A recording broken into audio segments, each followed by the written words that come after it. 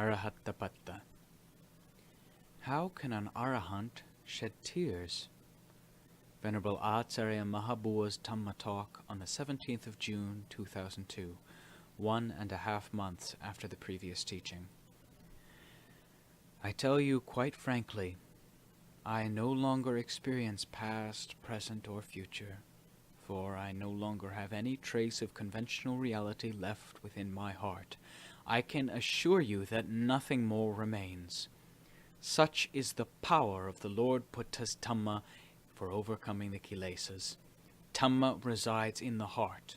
The kilesas also dwell in the heart and are its enemies, and we are the ones caught in the middle, bearing the good and bad fortune that results from this clash, for we belong to the heart, just as the heart belongs to us. Dhamma supports and sustains us. Our enemies, the kilesas, oppress us, always beating us into submission. Both arise from the same place, the heart. Through the practice of meditation, Dhamma gradually gains strength enough to overpower the kilesas within, from the grossest to the most subtle, and then to completely sever them from the heart. This is what we mean when we say that the whole mass of suffering created by the kilesas is destroyed.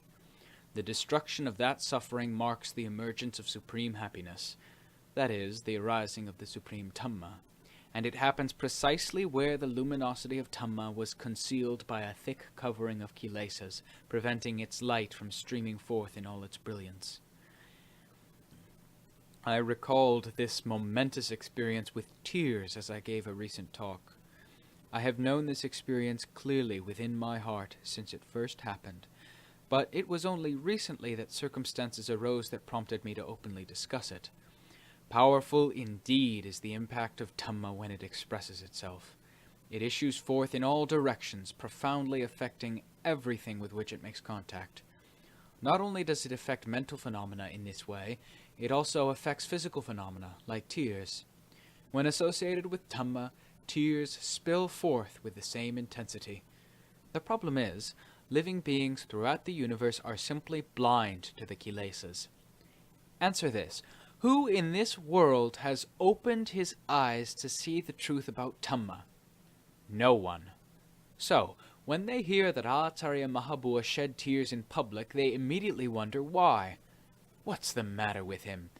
If he really has put an end to his kilesas and become an arahant, why is he crying like that? There. Do you see? These people mistake the tears for the arahant. Do you understand? Do you realize that all parts of the human body are merely aspects of conventional reality? They are associated with the chitta, which in turn has responsibility for them. Once the chitta, their caretaker, collapses, these conventional realities, being its enemies, are then torn asunder. Then the pure nature of the chitta shines forth in all its brilliance, following its own natural principle. This is one aspect of the experience. Another aspect is this. At the same moment, a sympathetic and intense physical reaction takes place, causing the body to shake and tremble in response. Is that trembling intentional? No. It's a consequence of Dhamma's overwhelming power as it deals a fatal blow to the kilesas and forces them to separate from the chitta forever. Such a momentous event creates an enormous impact. The entire universe appears to tremble and quake. That's what it feels like when Dhamma and the kilesas are finally separated for good, and the world of conventional reality and the world of absolute freedom ultimately split apart. The nature of pure Dhamma then appears in all of its supreme magnificence, fully revealed within the heart that experiences it. Being closely associated with the chitta, body and mind react to this amazing and unique experience. The chitta's true nature always existed, but it had never displayed itself in this manner to the body and the conscious mind. Being wholly unprecedented, the impact of the occurrence is enormous. The aggregates of body and mind are all conventional realities, the instruments the heart uses for its own purposes. When the chitta collapses, the pure nature that emerges then remains completely unaffected. But the aggregates of body and mind, the khandhas, being strictly governed by the laws of anicca, dukkha, and anatta, are intensely affected. Reflecting their inherently unstable nature, the reactions occur in the khandhas, and then simply cease. The pure nature of the chitta never arises and never ceases. Herein lies the difference between the two. Consequently, it is impossible to compare the pure heart of the Arahant with the pile of excrement we know as the human body. Having seen this truth clearly for oneself, it is unnecessary to ask for further clarification. In such an event, one would simply salute and say sadhu to the Buddha himself, even if he were immediately before one. Since the ultimate truth is self-evident within one's heart, there would be no need to seek his verification. Nati seyo wa papiyo. Nothing surpasses the supreme Dhamma. This realization arising in the heart is identical with the pure nature of the Arahant. It is a purity that completely transcends the conventional laws of anicca, dukkha, and anatta. They simply no longer apply. The khandhas are what become excited. For instance, when tears are shed. Tears may be shed for a number of reasons. Sadness induces tears, as does joy. Smoke brings tears, as do onions and garlic. Why all the fuss, then, about tears? After all, tears are only water, the water element. Just like the physical elements of earth, fire, and wind, water is entirely an aspect of conventional reality. Profoundly moved by the pure nature of Dhamma that suddenly appears, these physical elements are agitated. The pure nature itself, however, is wholly imperturbable. It is the nature of the khandhas to be always reactive. They are agitated by good things and bad things, by pleasure and pain, sorrow and joy. They are forever excitable in one way or another, but at this moment it is the sudden appearance of Dhamma's pure nature that stirs them. The khandhas are not the Arahant. The Arahant is not the khandhas. Absolutely and without exception, the khandhas are conventional realities. By contrast, that pure nature is completely free of all vestiges of conventional reality, 100%. So the two cannot mix. They are mutually exclusive. They merely acknowledge each other according to their respective status. The khandhas, having the status of conventional reality, act so accordingly. Pure nature, appearing suddenly of its own accord, has the status of absolute freedom. Thus, since time immemorial, the khandhas of all people from all ages have always been fully consistent with their status as conventional realities. Having attained enlightenment, the Buddha and the Arahants did not then destroy their khandhas and so prevent them from functioning. For example, laughter. Laughter is a natural function of the khandhas, as is shedding tears. Both are merely functions that the khandhas perform according to their particular status. As long as body and mind maintain a basis of reasonably good health, they can perform any function they choose. For instance, we can take earth and shape it into buildings. Bricks, cement, stones, sand, steel. If they don't come from the earth, where else do they come from? As long as we have this kind of material basis, we can build anything we choose. What is the matter with people? Can it be that you are crazy? That's what I would like to ask. I am criticized for shedding tears in the name of Dhamma, but has any one of you seen Dhamma's pure nature? I myself had not seen it before, nor had any of my forefathers ever seen that supreme Dhamma, because they never practiced the way. I am a practicing monk. As a result of my practice, I have steadily gained knowledge and insight, stage by stage, in the manner that I have described to you. I practiced in that manner until I finally attained the crowning achievement, an attainment that has now expressed itself in its own natural way. Have any of you tried to see the supreme Dhamma, or are you all satisfied to sit blindly with your eyes closed and your mouths agape, making animal noises at the pure nature of Dhamma? Why don't you bark at the filth around your own neck instead? Think about that. That pile of excrement is a mass of fire. Greed, anger, and delusion produced that fiery mass of excrement. Everyone's heart is polluted with it. Why don't you take a look? What is the point of criticizing the preeminent nature of Dhamma? The Lord Buddha was preeminent before us. If Acharya Mahabua is untrue to the Buddha's teaching, then all of the Savaka Arahants are untrue to it as well. But, in fact, those venerable Arahants have always been estimable.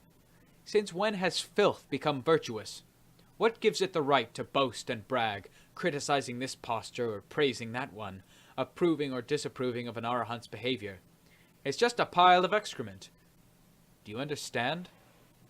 Don't you realize yet that your hearts are full of this dirt and defilement? Do you really feel proud of that? Such harmful pride will drag you down even further. If you fail to see the harm of defiling pride, you will clash with Dhamma. Clashing with Dhamma is like a knife driven against a stone. What happens when a knife is wielded against a stone? What happens when you drive a car into the side of a mountain? Who gets hurt? Think about it. The bucket of excrement suffers the blow. The preeminent individuals have already transcended the world. What possible damage could befall them? As Buddhists, you should take to heart this general rule of conduct. Don't use your filth to befoul others, and so destroy yourselves in the process. There is no benefit to be gained from that. The preeminence I speak of, from where does it come? I have already demonstrated this for everyone in present-day Thailand to see. Am I now the foremost villain in the whole country, while the rest of the population are the epitome of preeminence? See and consider for yourself. If you refuse principles of reason, what will you accept then? What do people search for nowadays? I searched, until I nearly died, to find the supreme Dhamma that I now teach to my disciples with a loving, compassionate heart. I am not boasting or bragging about myself. Where would such boasting come from? Boasting, malicious gossip, these are all unnecessary extra baggage. What could possibly be added to the perfect nature of Dhamma? If it requires something extra, how could it be called perfect? Remember this well. Thai Buddhists behave with exceptional ignorance. As soon as I say something, the whole country starts barking noisily. It's pitiful. I feel very sorry for you. That is precisely what the Lord Buddha felt when he wondered why the world was so blind. Tears streamed down his face at that moment, both tears of great compassion and tears of amazement at the purity of Dhamma. Seeing how utterly blind people were, the Lord Buddha felt such dismay that he was discouraged about teaching Dhamma to them. How could people be so unaware of the excrement in their hearts? It's the same today. When people hear the Dhamma being taught, they criticize the teacher in a way that only brings them harm, instead of delight in receiving a valuable lesson which they can then struggle to put into practice as best they can, as befits those who respect their teacher. Why don't they think to do things that will enhance their well-being for a change? For this reason, I say with conviction that Thai Buddhists are very stupid. Acharya Mahabua is never perturbed. Let the whole world come and bark as it will, I shall speak my mind and remain unaffected. The pure nature of Dhamma is impervious to all worldly influences. Those who are affected by misbehavior must live with that misbehavior. Those affected by loss will live with the loss. Those affected by gain will live with the gain. When virtuous conduct affects one will make virtuous conduct one's home. That is to say, one will be reborn according to that good Dhamma. On the other hand, when it is wrongdoing that affects one, then one will live with a blazing fire in one's heart. Is that what you want? The Lord Buddha's teaching is always relevant, as when he loudly proclaimed, Ko nuhaso kim manando nichang pajjalite sati antakarena onadha padipang nagawesata. When the world is engulfed by a blazing bonfire that rages day and night, how can you be so totally blind as to keep smiling and laughing continually? Why don't you search for a refuge that you can depend on?